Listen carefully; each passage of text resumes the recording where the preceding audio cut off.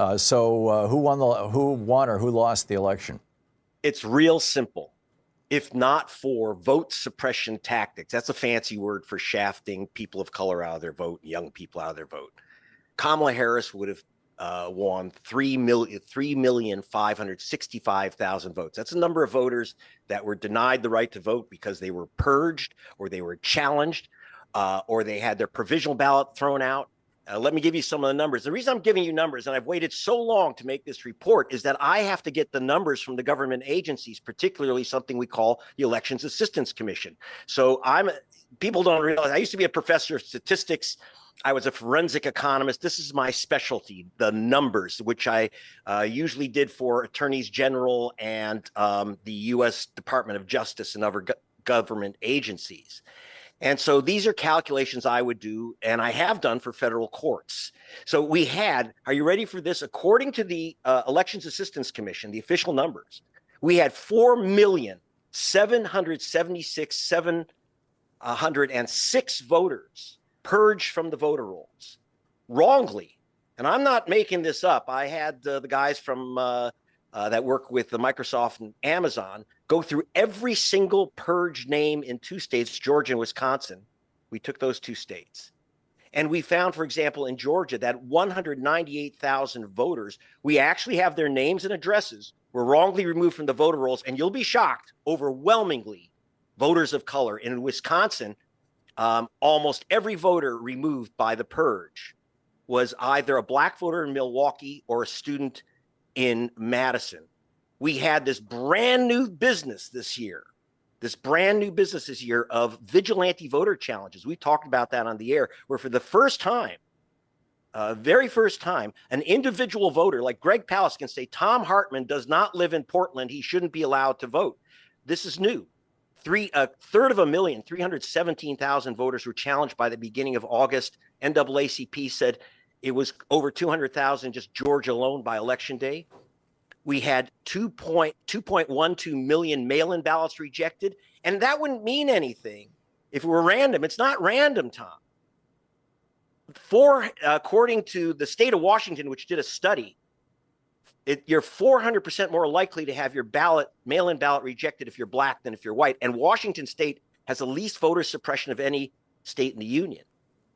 And according to the U.S. Civil Rights Commission, which did a study, they found that the chance of your ballot being rejected, mail-in or in precinct, is 900% higher if you're black than if you're white.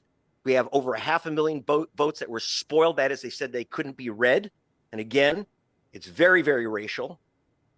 We had 1.2 million provisional ballots rejected. People think, they get this, you go in and they say, oh, you've been challenged, you've been purged, or we can't find your name on the rolls. Here, fill out this provisional ballot.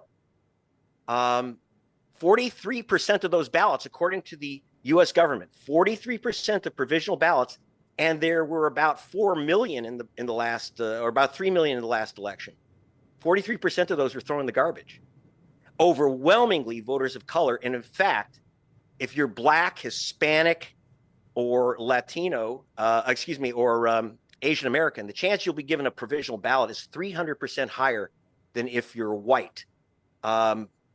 We're talking, there's some double counting here. The vote suppression factor is about 2.3%. Again, Kamala Harris would have even won the popular vote, 3.565 million extra votes. She would have won the states of Wisconsin, Michigan, Pennsylvania, and Georgia.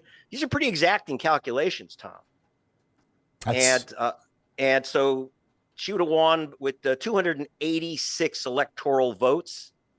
Again, this is absent if we didn't have a vote suppression Jim Crow voting system. And I'm telling you, I work all over the world on elections, from Britain to Venezuela to Liberia.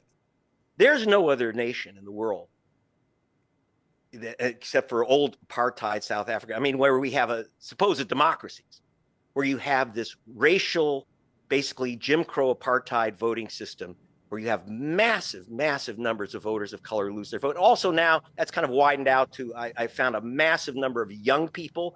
Again, that demographic is they're voters of color too. The color's blue because young voters, especially young women, that are targeted for the purges to be sent to provisional ballots, had their registrations canceled or their votes disqualified, especially their mail-in ballots. NPR found that 1 in 7 mail-in ballots in the analysis they did were thrown in the garbage. Overwhelmingly, again, by the government numbers, 400% more likely if you're black than if you're white. So this is how Trump won, by racial and other forms of vote suppression. That gave him the election. And unless we restart a voting rights movement in America, 2028 is already decided. It'll be decided by Jim Crow, not by the voters.